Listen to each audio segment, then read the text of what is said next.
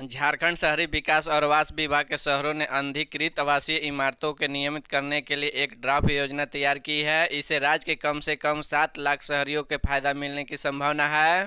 अधिकारियों के मुताबिक उन शहरी आवासों को नियमित करने के लिए योजनाओं का जिनका निर्माण 31 दिसंबर 2019 से पहले हुआ होगा। राज्य सरकार के इस पहल से अनधिकृत और गैर आवासीय इमारतों के मालिक को भी बहुत बड़ी राहत मिलने की संभावना है। इस योजना के आसान और प्रभावी बनाने के लिए विभाग 1 महीने तक लोगों के सुझाव फीडबैक आमंत्रित किए हैं। शहरी विकास विभाग की ओर से जारी बयान में कहा गया है कि मुख्यमंत्री हेमंत सोरेन ने शहरी क्षेत्रों के अनधिकृत आवासीय इमारतों के नियमित करने के लिए प्लान 2022 को मंजूरी दे दी है। इसके तहत लोगों को राहत देने की प्रक्रिया जल्द शुरू की जाएगी। पहले सरकार का अर्बन एरियाज एक्ट 2021 के तहत भी कुछ फीस निर्धारित करके ऐसी बिल्डिंगों को नियमित करने की पहल की थी। दक्षिण भारत की ट्रेनों के लंबी प्रतीक्षा सूची का मैसेंजर रेलवे दरभंगा से एर्नाकुलम के बीच स्पेशल ट्रेन चलाने की घोषणा की है। दरभंगा से धनबाद होकर चलने वाली ट्रेन सोमवार से चलेगी। दोनों ओर से 4-4 फेर लगाने वाली ट्रेन जैसी डी धनबाद बोकारो रांची होकर चलेगी। कटपाड़ी होकर चलने वाली ट्रेन से यात्रियों को भिलोर तक पहुंचने के लिए साप्ताहिक विकल्प मिल जाएगा। हालांकि नियमित ट्रेनों के तुलना में इस ट्रेन का स्पेशल किराया चुकाना होगा। रांची के खेलगांव में आयोजित खेलो इंडिया विमर्श वुशु लीग में पलामू के 7 बेटियों ने अपना दमखम दिखाया। खेलो इंडिया में विमर्श वुशु लीग में 27 राज्यों के खिलाड़ी ने भाग लिया, जहां झारखंड का प्रतिनिधित्व करने का मौका पलामू के 7 खिलाड़ियों को मिला। पलामू जिले में बेटियां पहली बार वुशु लीग में उतरी। जिले के साक्षी वर्मा जूनियर कैटेगरी में खेलते हुए छत्तीसगढ़ के गीतांजलि को हराते हुए सेमीफाइनल राउंड में पहुंची। सेमीफाइनल में साक्षी को राजस्थान के नजिया खान के कांटे के मुकाबले में 3 पॉइंट से हराकर सामना करना पड़ा।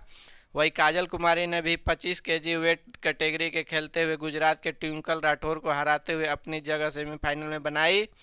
अनुभव की कमी के कारण सेमीफाइनल में महाराष्ट्र का दीपशिखा सिंह ने 7 पॉइंट से हरा। आयुषी सूर्या पर जूनियर 36 केजी वेट कैटेगरी के खेलते हुए अपना बेहतर प्रदर्शन दिया। धनबाद में एसीबी की कार्रवाई हुई है। इस बार सरायढेला एसआई राजेंद्र उरांव इसकी जल्द में आए हैं। धनबाद एसीबी की टीम द्वारा रिश्वत लेते हुए सब इंस्पेक्टर गिरफ्तार किए गए हैं। बरवा अड्डा थाना क्षेत्र के प्रदीप कुमार का शिकायत पर एक कार्रवाई हुई है। धनबाद जिला के सरायढेला थाना में पदस्थापित सब इंस्पेक्टर राजेंद्र उरांव गिरफ्तार हुए हैं।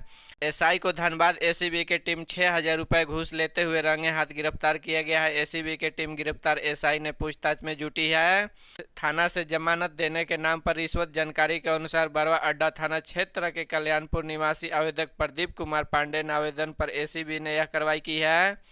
सरायढेला थाना ने पद स्थापित एसआई राजेंद्र उरांव डायरी लिखने और थाना से ही जमानत देने के एवज में 10,000 रुपये की मांग कर रहे थे। काफी मिनट करने के बाद 6,000 रुपये पर सहमति बनी। इस बात के यह शिकायत प्रदीप कुमार पांडे ने धनबाद एसीबी की कर दी है, जिसके बाद एसीबी ने अपना जाल बिछाते हुए प्रदीप कुमार पांडे 6,000 रुपये के रिश्वत के पैसे देने के लिए कही। झारखंड के पूर्वी सिंहभूम जिले के घाटशिला थाना क्षेत्र अंतर्गत कालूडीह में NH 33 पर पुत्रू टोला प्लाजा को मंगलवार 22 नवंबर सुबह 8 बजे से शुरू करने की तैयारी है। इस मार्ग पर अब जमशेदपुर के घाटशिला बरगोड़ा जाने आने पर प्राइवेट व कर्मशिला गाड़ियों को शुल्क लगेगा। प्लाजा शुरू करने के लेकर विधि व्यवस्था और सुरक्षा के लिए NHI प्रशासन ने जिले के प्रशासनिक व पुलिस महकमा को पत्र भेजकर अलर्ट किया है।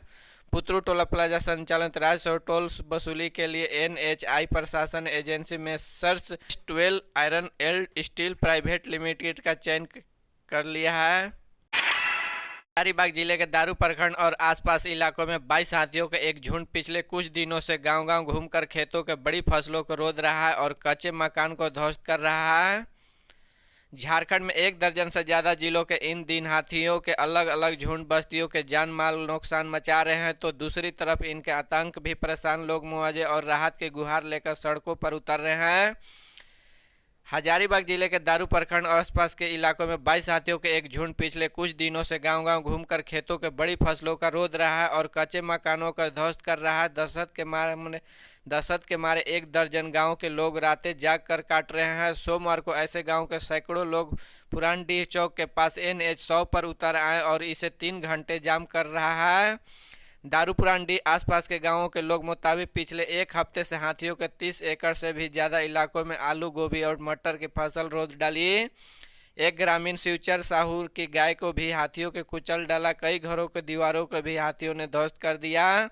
वन विभाग के मुताबिक इस झुंड के एक गर्भवती हथनी और एक 2 दिन में बच्चों को जन्म देने वाली, इसलिए हाथी यहाँ से टस मस नहीं हो रही है। झारखंड के लातेहार जिला में सुरक्षा बलों के साथ नक्सलियों की मुठभेड़ हो गई है। इसमें सुरक्षा बलों के 3 नक्सलियों को मार गिराया है। जिले के घनघोर बंदी जंगल में यह मुठभेड़ हुई है। इस दौरान पुलिस ने 3 नक्सलियों को मार गिराया है। इस मुठभेड़ के बाद पुलिस महकमा सक्रिय हो गया। हालांकि पुलिस ने अब तक इस मुठभेड़ के अधिकारी पुष्टि नहीं की है। बताया जा रहा है कि नक्सल विरोधी अभियान के तहत कई दिनों के पुलिस सर्च ऑपरेशन चला रही है। सोमवार को सर्च ऑपरेशन के दौरान नक्सलियों के सुरक्षा बलों की मुठभेड़ हो गई है। सुरक्षा बलों के देखते ही नक्सलियों के ताबड़तोड़ फायरिंग शुरू कर दी है।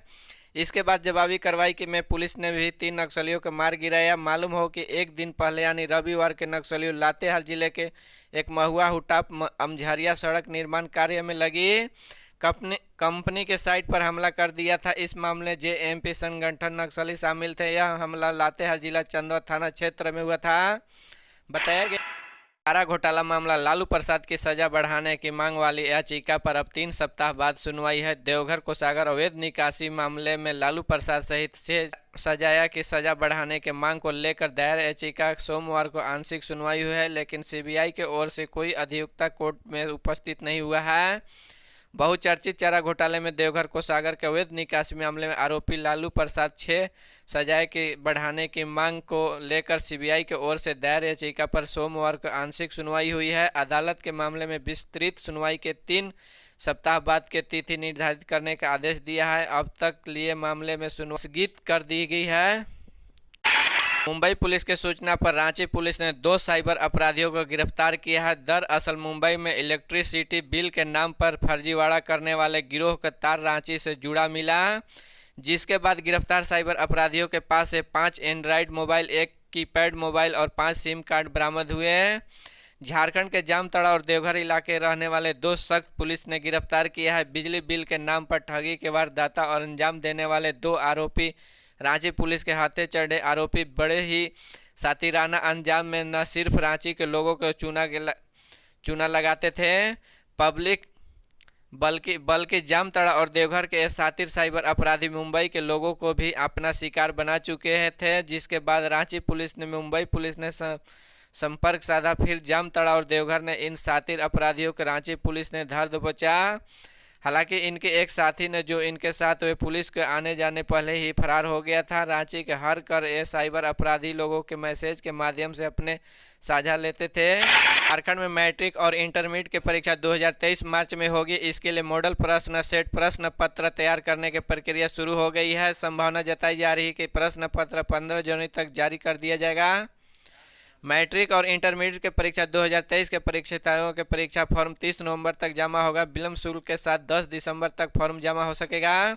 झारखंड में 2023 में जैक मैट्रिक और इंटरमीडिएट की परीक्षा देने वाले विद्यार्थियों के लिए परीक्षा फॉर्म जमा करने की प्रक्रिया भी शुरू है। मैट्रिक और इंटरमीडिएट की परीक्षा 2023 के परीक्षार्थियों का परीक्षा फॉर्म 30 नवंबर तक जमा होगा। विद्यार्थी जल्द से जल्द परीक्षा फॉर्म भर कर जमा कर दें। विलम्ब शुल्क के साथ परीक्षा फॉर्म 1 से 10 दिसंबर तक जमा होगा। मार्च की परीक्षा आयोजित की जाएगी। इसके लिए बेहतर प्रदर्शन को लेकर तैयारी में जुट जाए।